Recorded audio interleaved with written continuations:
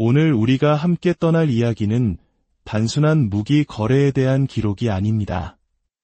이것은 절망의 끝에서 희망을 찾고 차가운 숫자를 넘어 뜨거운 신뢰를 쌓아 올린 한 군인의 이야기이며, 나아가 머나먼 타국의 평화를 위해 대한민국의 기술과 진심이 어떻게 가닿았는지에 대한 감동적인 여정입니다.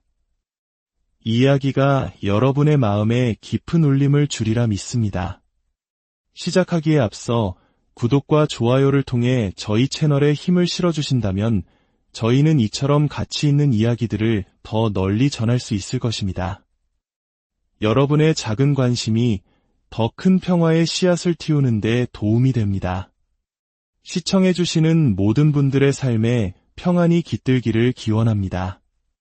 새벽 4시가 조금 넘은 시각, 칠흑 같은 어둠과 정적을 찢는 날카로운 경보음이 지휘소 전체를 격렬하게 흔들었습니다. 저는 이 황량하고 끝없는 사막의 국경을 지키는 요르단 육군 포병 대대장 파리드 대령입니다. 레이더 화면 위로 번져나가는 불길한 붉은 점들, 그것은 마치 살아있는 생물처럼 꿈틀거리고 있었습니다. 제 심장이 서늘하게 내려앉는 것을 느꼈습니다. 저것은 단순한 이동이 아니었습니다. 우리를 향한 명백한 적이이자 탐색이었습니다. 저는 우리가 가진 낡고 오래된 장비의 근본적인 한계를 본능적으로 직감하고 있었습니다. 이런 장비로 과연 조국의 땅을, 우리 병사들의 생명을 지킬 수 있을까? 제발 오늘 밤만은 무사히 넘기기를 신께 간절히 기도하는 수밖에 없었네요. 희미한 모니터 불빛에 비친 제 얼굴은 이미 사색이 되어 굳어 있었습니다. 첫 교전 명령이 떨어지고 얼마 지나지 않아 포신에서는 허연 연기가 무력하게 피어올랐습니다. 제 눈앞의 낡은 계기판에서는 장비 과열을 알리는 경고등이 절망적으로, 그리고 처절하게 반짝이고 있었죠. 제 마음보다 먼저 흔들린 것은 포대의 병사들이었습니다. 그들의 젊고 순수한 얼굴에 떠오른 죽음의 공포를 보며 저는 차마 고개를 들 수가 없었습니다. 우리는 드넓은 모래 위에 고립된 섬이었고 시간은 결코 우리의 편이 아니었습니다. 결국 저는 목이 메어오는 것을 억지로 참으며 철수라는 두 글자를 내뱉었습니다. 군인으로서 평생 입에 담고 싶지 않았던 가장 쓰라리고 치욕스러운 명령이었습니다.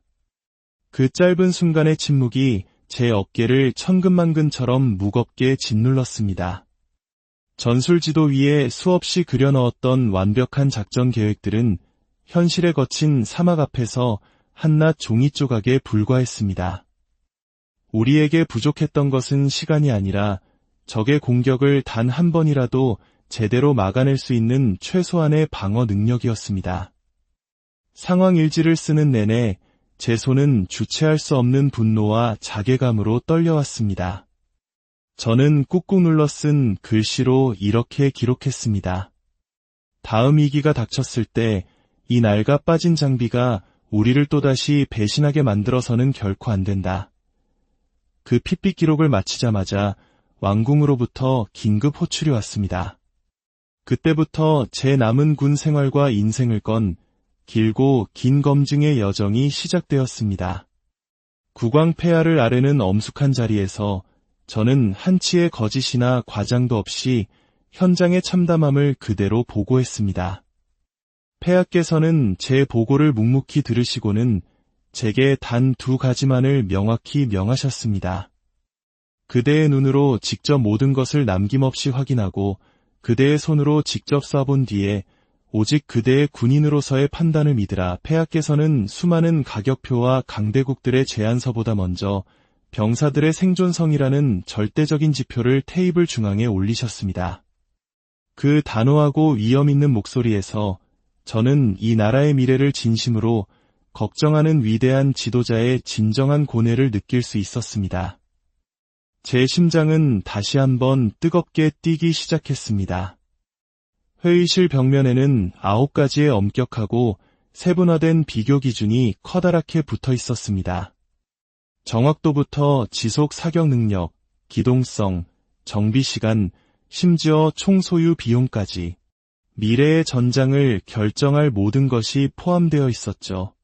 저는 해외 운용국을 직접 방문하고 한국 현지에서 시험 평가를 진행하며 요르단 사막 환경을 가정한 모의 실험까지 총괄하는 책임자가 되었습니다. 일부 강대국들의 달콤한 제안과 친절을 가장한 교활한 압박도 계속되었습니다. 하지만 우리는 주권국가다라는 폐하의 한마디가 저와 우리 모두의 흔들리는 마음을 굳건히 잡아주었습니다. 우리는 이제 그 누구의 눈치도 보지 않을 것입니다. 물론 내부의 반대가 없었던 것은 아닙니다. 당장의 부족한 예산 문제와 촉박하기 그지없는 훈련 일정은 매일 밤저를 괴롭히는 현실적인 고민거리였습니다. 시간과 혹독한 환경이야말로 우리의 가장 큰 적이라는 사실을 다시 한번 뼈저리게 확인했습니다. 저는 그날 밤 제 낡은 다이어리에 이렇게 적었습니다. 모든 신뢰는 결국 차갑고 객관적인 숫자로 시작되지만 그것을 완성하는 것은 결국 사람의 뜨거운 마음과 진정성이다. 과연 저는 그 두 가지 모두를 만족시키는 완벽한 해답을 찾을 수 있을까요? 저는 제 자신에게 수없이 많은 질문을 던지며 뜬 눈으로 밤을 새웠습니다. 저의 첫 번째 행선지는 K9 자주포의 대규모 운용이 이루어지고 있는 유럽의 한 훈련장이었습니다. 차가운 바람이 부는 광활한 평원 위로 K9이 그 이용을 드러내더군요. 대열의 가장 앞에 선 K9이 굉음과 함께 정지하자마자 저는 굳은 표정으로 스톱워치를 눌렀습니다. 제 눈앞에서 펼쳐진 광경은 실로 놀랍고도 경이로웠습니다. 불과 12초. 그 짧은 시간 안에 세 발의 포탄이 연달아 불을 뿜으며 먼지 낀 표적을 향해 정확히 날아갔으니까요. 저는 제 손에 들린 스톱워치 대신 제 심장 박동을 세고 있었습니다. 12초. 정확히 3번의 심장 박동과 같은 찰나의 시간이었습니다. 훈련을 지휘하던 현지 지휘관은 제게 타임 온 타겟이라는 현대 포병 전술의 정수를 시연해 보였습니다. 여러 대의 포가 각기 다른 시간에 포탄을 발사하지만 모든 포탄이 단 하나의 표적에 정확히 같은 시간에 낙하하는 고도의 전술이었죠. 적에게는 피할 시간을 조금도 주지 않는 그야말로 완벽한 화력 집중이었습니다. 저는 혹한과 진창을 가리지 않고 지난 1년간의 임무를 완벽하게 수행했다는 운용 기록을 꼼꼼히 확인했습니다. 제 수첩 지속 운용 항목에 망설임 없이 초록색 펜으로 굵은 동그라미를 쳤습니다. 정비고에서는 핵심 모듈 교환 훈련이 단 몇 분 만에 끝나는 것을 보고 다시 한번 놀랐습니다. 돌아오는 군용차 안에서 제 메모의 첫 문장이 바뀌었습니다. 이것은 단순한 속도가 아니라 시간을 지배하는 능력이다. 다음 목적지는 저에게는 미지의 땅이었던 한국의 창원이었습니다. 거대한 공장의 문이 열리는 순간 규칙적으로 울려 퍼지는 조립 라인의 기계음이 마치 하나의 거대한 교향곡처럼 웅장하게 들려왔습니다. 저를 안내한 수석 설계자는 제게 다른 설명 대신 사막 사양 패키지부터 열어 보였습니다. 고온에서도 엔진을 보호하는 흡기 나노 필터와 효율이 극대화된 냉각 시스템, 그리고 미세한 모래 유입을 원천적으로 막는 특수 방진실까지. 그들은 이미 우리의 고통을 알고 있다는 듯 완벽하게 준비해 놓고 있었습니다. 섭씨 60도에 육박하는 가혹한 환경에서 진행된 테스트 영상이 재생될 때 저는 마른 침을 삼키며 고개를 끄덕일 수밖에 없었습니다. 포탑 옆의 패널은 모듈식으로 정교하게 설계되어 고장이 나더라도 통째로 교체할 수 있었습니다. 어떠한 전장 상황 속에서도 단 10분이면 대응이 가능하다는 설명이 이어졌죠. 제가 직접 조종석에 앉으니 익숙한 아랍어로 된 사용자 인터페이스가 저를 따뜻하게 반겨주었습니다. 제 서툰 발음에도 음성 명령 시스템은 준비 완료라는 또렷하고 신뢰감 있는 기계음으로 화답하더군요. 할랄 인증까지 받은 저녁 식사 자리에서 들었던 한마디가 제 가슴에 깊은 파문을 남겼습니다. 우리는 무기를 파는 것이 아닙니다. 요르단의 평화를 위한 길에 끝까지 동행하고 싶습니다. 이것은 단순한 영업용 멘트가 아니었습니다. 단순한 고객이 아닌 진정한 파트너로 대하는 그들의 진심이 느껴졌습니다. 마치 넉넉지 않은 살림 속에서도 서로를 돕던 우리의 옛 모습처럼 한국인들에게는 계약서 너머의 깊은 정이라는 것이 있었습니다. 진정한 신뢰는 아마도 우리가 처음 만난 바로 그 순간에 이미 시작되었을 겁니다. 환경 테스트가 진행되는 실험실의 공기는 용광로처럼 뜨거웠습니다. 강력한 열풍기가 포신 주위를 쉴 새 없이 휩쓸었지만 제어 화면의 센서 숫자는 조금의 흔들림도 없이 안정적인 그래프를 그리고 있었죠. 다음은 모래분진 챔버였습니다. 화면에 떠오른 미세 입자의 분포 그래프를 보며 제 손의 땀이 흥건하게 찼습니다.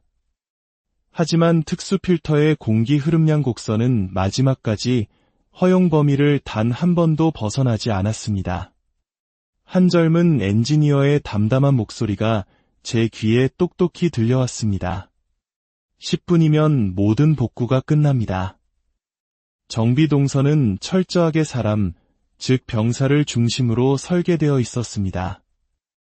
단 2명의 작업자가 가장 적은 동작으로 핵심 부품에 안전하게 접근할 수 있도록 만들어져 있었으니까요. 냉각루프의 유량을 조정한 뒤 열화상 카메라가 보여준 선명한 푸른색은 제 마음에 깊은 안도감을 주었습니다. 저는 전술 노트의 환경 칸에 그 어떤 때보다 크고 굵은 체크 표시를 했습니다. 마지막으로 설계 리더가 제게 말했습니다. 사막은 언제나 예측 불가능한 변수이기에 저희는 더 완벽한 상수가 되어야만 합니다. 사실 제 마음속의 진짜 걱정은 훈련 리드 타임이었습니다. 이 복잡하고 정교한 첨단 장비를 과연 단 2주 만에 우리 병사들이 완벽하게 익힐 수 있을까? 시뮬레이터 교육이 시작되고 저는 제 오랜 걱정이 그저 기우였음을 깨달았습니다. 우리 병사들은 단순히 버튼의 위치를 배우는 것이 아니라 입력과 사격 그리고 이동으로 이어지는 현대 포병 전투의 리듬을 온몸으로 익혔습니다. 한국 교관은 하루 30분 타임온 타겟의 리듬을 익히는 데만 집중하자고 했습니다. 바로 그 30분의 집중적인 훈련이 우리 포병의 낡은 전술 개념을 완전히 바꾸어 놓았습니다. 훈련장과 지휘소를 실시간으로 연결하는 라이브 링크 시스템은 정말 혁신적이었습니다.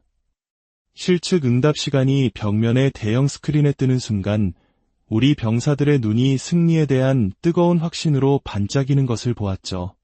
교육 2주차에 진행된 첫 실사격 리허설에서 12초 세 발이 완벽하게 재현되자 내부에 완고했던 반대론자들도 더 이상 아무 말을 하지 못했습니다.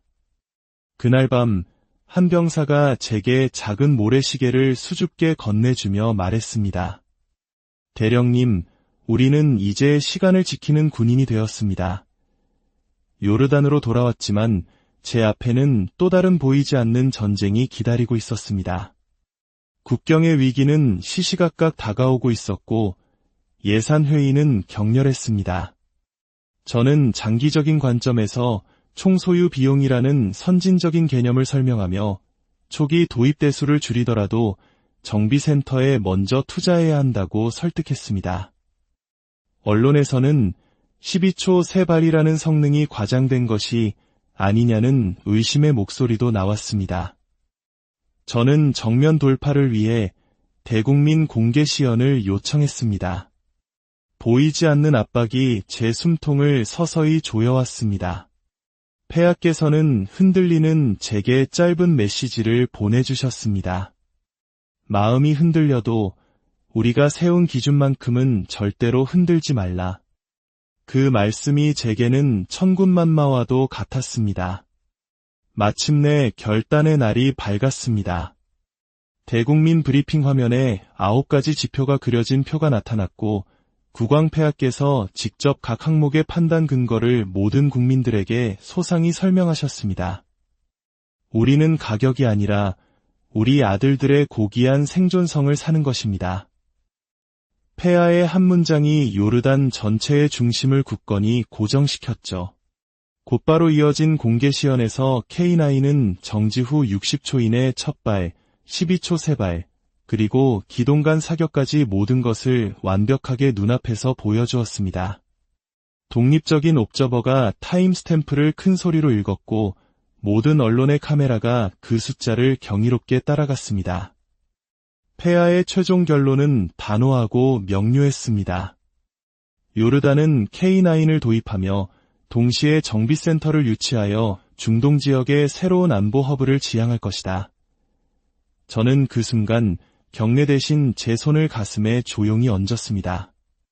이것은 단순한 선택이 아니라 작은 나라가 자신의 주권을 당당히 지키기 위한 위대한 용기였습니다. 아카바 항에 처음으로 도착한 2대의 K9은 정말 늠름하고 믿음직스러웠습니다. 요르단 사막의 최적화된 위장색은 마치 자결하는 태양빛을 모두 빨아들이는 듯 묵직하게 느껴졌죠. 15명으로 구성된 한국의 기술팀도 함께 배에서 내렸습니다. 우리는 그들과 함께 24시간 즉각 대응 체계를 신속하게 구축했습니다. 기동훈련 중 예상치 못했던 미세모래가 궤도에 끼는 문제가 발생했지만 현장에서의 분해와 세척, 그리고 전날 본사에서 항공편으로 긴급 공수된 특수 필터의 장착까지 모든 과정은 순식간에 이루어졌습니다. 이 모든 과정을 숨죽여 지켜본 우리 병사들은 이제 K9을 단순한 기계가 아닌 하나의 완벽하고 살아있는 시스템으로 신뢰하게 되었습니다. 문제는 언제 어디서든 발생할 수 있습니다. 가장 중요한 것은 그 문제를 해결하는 시간입니다. 한국팀은 그것을 압도적인 실력으로 증명해 보였습니다. 그날 새벽 2시, 국경 관측소에서 긴급 보고가 올라왔습니다. 저는 조금의 망설임도 없이 단 2대의 K9만으로 즉각적인 대응을 지시했습니다.